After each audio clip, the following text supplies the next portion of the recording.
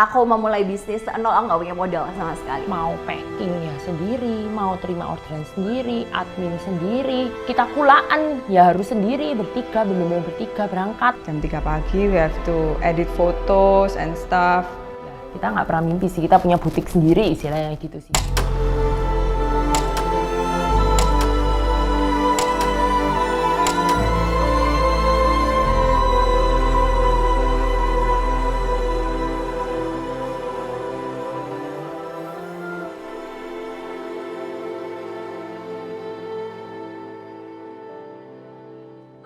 Jadi gini, nanti mungkin dari finance. Kenalin, nama aku Cindy dan aku adalah CEO dari Muku. Perkenalkan, saya Lois, COO dari Muku. Nama saya Camelia, saya CFO dari Muku. Pertama kali memulai Muku. Jadi ceritanya emang dari awal aku udah berbisnis. Jadi dari awal kuliah, bahkan sebelum kuliah udah start bisnis. Sampai pada satu titik sempat stop karena aku juga married, terus punya keluarga. Dan di titik itu setelah stop kerja, ya kan sudah kebiasaan kerja, kebiasaan punya bisnis, dan stop itu bikin aku lumayan depresi dan stres. Dan pada satu titik lagi setelah mengalami up and down, aku ajak dua teman aku, jadi dua teman yang emang udah temenan banget dari zaman sekolah, untuk ayo kita bikin bisnis bareng yuk gitu.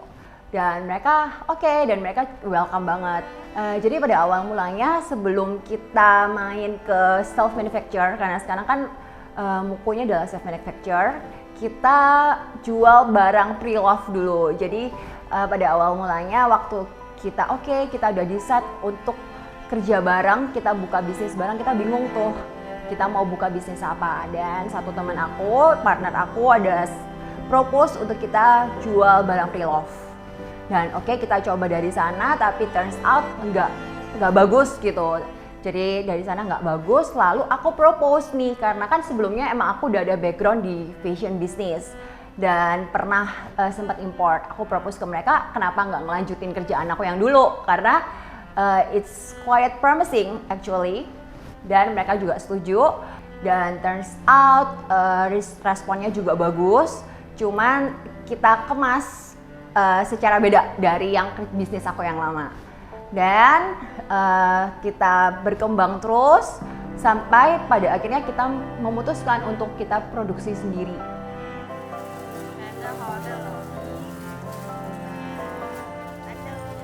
Jujur kalau dari segi keluargaku juga bukan termasuk keluarga yang nggak ada sebetulnya. Maksudnya untuk kita sekolah dan ditamakan, mereka mencukupi banget gitu.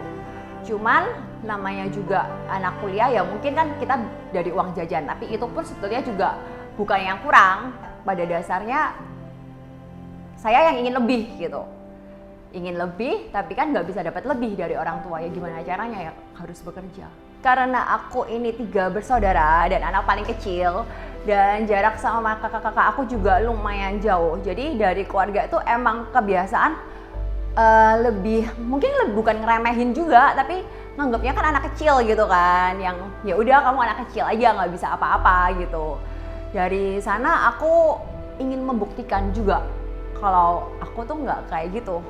Kalau aku tuh juga mampu, bukan yang kayak mereka pikirin kalau aku tuh cuman anak kecil yang dompleng mama papa, atau mungkin cuman yang nggak bisa apa-apa, anak yang manja. Seberapa penting buat pilih partner dalam bisnis tuh penting banget, karena ini tuh fondasi ya.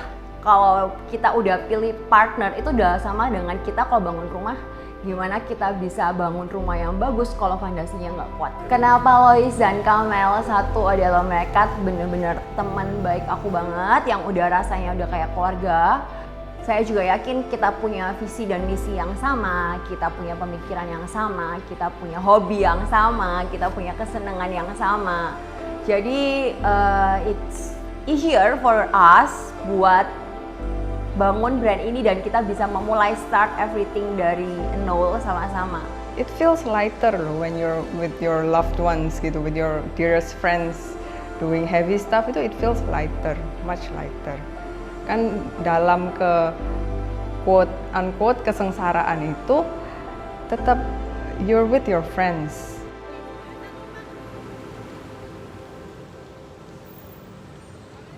Bener-bener nggak ada modal, modalnya cuma pakai handphone waktu itu, bahkan nggak ada pegawai, nggak ada kantor, nggak ada apapun. Kalau dibilang ya kan gampang aja bikin bisnis kan, pokoknya yang penting punya modal. Salah.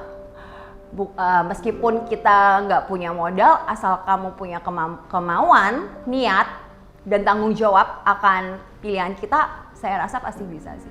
Jadi kalau memang kita mau sesuatu, kita punya mimpi dan kita yakin, I'm pretty sure kita bakal menemukan jalan meskipun kita nggak punya modal. So, ya menurut saya this is the key sih. Bukan modalnya, tapi kalau ditanya modal itu penting apa enggak, yes. Saya bakal bilang kalau modal tuh bikin segala sesuatu jauh lebih mudah kalau kita punya modal. Gitu. But it's not the key. Kenapa nggak minta modal dari keluarga? Malu jawabannya. Saya jujur aja malu kalau misalnya suruh minta gitu, dan oke, bisa minta terus gimana pertanggungjawabannya, dan menurut saya tuh bakalan jauh lebih berat juga ya, kayak kita minta nih ke keluarga kita dan kita start the business, terus we never know ini bakal jalan atau enggak, dan tanggung jawabnya lebih besar, dan kalau misalnya sampai gagal malunya juga bakal lebih besar. That's why saya memutuskan nggak pernah minta gitu ke orang tua saya juga. Saat kita mau start something, kita juga harus siap akan namanya kegagalan dan kerugian. Karena ya itu bisnis. Bisnis pilihannya cuma dua, antara lu untung atau rugi. Dan kita harus siap untuk dua-duanya. Nggak usah saya pikirin nanti bakal gimana, yang penting saya memulai dan saya melakukan yang terbaik atas apa yang saya lakukan. Tapi bukan berarti saya nggak punya goal. Pasti saya punya goal dong. Nggak mungkin saya mau bekerja cuma begini-begini aja. Jadi saya lebih fokus ke goal saya daripada saya membesarkan ekspektasi saya. Nggak ada namanya kita bangun bisnis semua itu lancar-lancar, semua itu mulus-mulus. Pasti ada saatnya kita tuh down, ada saatnya kita tuh mungkin patah semangat. Tapi ya, it's part of our journey. Waktu saya masih ingat banget, saya hamil 8 atau 9 bulan dan kita harus adain basar. Jadi waktu itu juga nggak ada staff sama sekali, kita harus ngelakuin semua sendiri, mulai dari packing, lalu kita harus pindah-pindahin barang, angkatin koper, lalu kita harus loading in di basar. Dan waktu itu kan kalau basar malam-malam kan, kita harus loadingnya sampai subuh-subuh, dan itu tuh semua kita ngelakuin sendiri, dari kayak ngehanger, lalu pakai nyetrika, waktu itu setrika uap. Lalu setelah itu besoknya kita harus bangun pagi, kita harus jaga basar dari jam 10 sampai jam 10 malam, dan itu kayak berlangsung begitu sih. Jadi mau dibilang berat ya, kalau dilihat dari sekarang terus kita flashback juga kita mikir, wow kita bisa juga ya kayak dulu. Tapi dulu kita ngelakuinnya juga I'm very happy gitu, aku nggak merasa itu sebuah beban. Emang suami kamu nggak ngebiayain kamu sampai kamu harus segitunya. Bagi saya ya this is my life. Ini hal yang saya senangin dan sesuatu hal yang yes, I can say that I'm proud of it. Pernah nggak capek? Of course, I am. Pasti gitu, manusia normal mana yang nggak pernah capek kan? Saya pasti pernah capek. Cuman untuk quit and then stop, I think not, karena saya pernah sempat stop dan turns out nggak bikin saya lebih happy, tapi bikin saya lebih stress. Semua journey yang saya alami, semua struggle yang saya alami yang membuat saya berada di titik ini sekarang. Kalau nggak ada yang kemarin, nggak ada kesusahan itu, dan nggak ada semua angkat-angkat beban berat itu, nggak akan ada saya yang sekarang. If you start a business, mau kecil, mau gede, apalagi kalau udah berkembang tambah lebih gede, problemnya itu bakal jauh lebih gede, pasti itu. Kuncinya apa sih? Kuncinya tuh jangan pernah fokus di masalah itu. Fokus pada solusi. Itu sih yang selalu saya tekankan. Apa sih, Mbak? Wah, you harus dijati.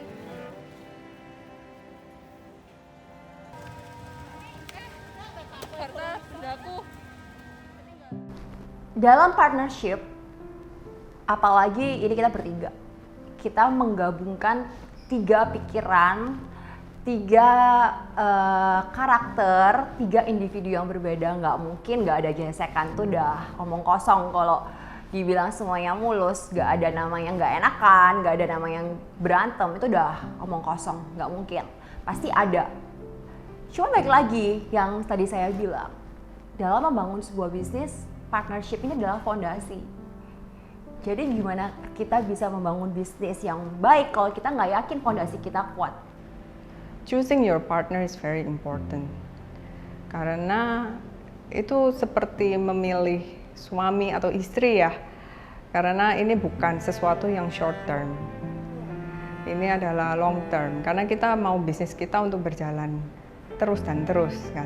Berkesinambungan terus. Meskipun wanita, meskipun pada akhirnya memang kita akan menjadi ibu rumah tangga, menjadi ibu, seorang wanita juga harus bisa berdiri dengan kaki tangan mereka sendiri dan harus bisa independen. Kita sebagai wanita, kita punya keuntungan, kita memakai perasaan, karena dalam saya menilai staff-staff saya yang bekerja, saya juga memakai perasaan. Kita sayang ke mereka. Dan turns out sekarang setelah bertahun-tahun, mereka membuktikan kalau perasaan kita dan penilaian kita ke mereka itu nggak salah. Mereka membuktikan mereka punya kinerja dengan sangat baik dan mereka juga super loyal dengan perusahaan ini. Bangga menjadi bagian dari Muku, bukan karena Muku hebat, tapi saya bangga karena saya ngelihat kita, pencapaian kita dari titik 0 sampai sekarang, bagaimana kita bertumbuh, bagaimana kita berkembang, bagaimana dari kita yang nggak punya kantor, kita kerja rumahan, bahkan kita nggak punya staff, kita nggak punya admin, kita nggak punya apa-apa, dan Tuhan berikan kita di titik yang sekarang, Tuhan berkati kita dengan apa yang Muku bisa capai, itu benar-benar sesuatu hal yang saya syukuri banget sih. Jadi selain Muku yang bertumbuh, saya secara pribadi, saya secara personal, saya sebagai leader pun saya bertumbuh di dalam Muku. Muku mengajari saya banyak hal, bagaimana saya harus lebih bijaksana dalam mengambil segala sesuatu. Jangan pernah takut bermimpi, karena semua itu start dari mimpi. Bermimpilah besar, gak ada yang melarang kok, dan gak ada hukumnya kita punya mimpi yang besar. Tapi jangan cuma hanya bermimpi dan jangan bermimpi di malam hari.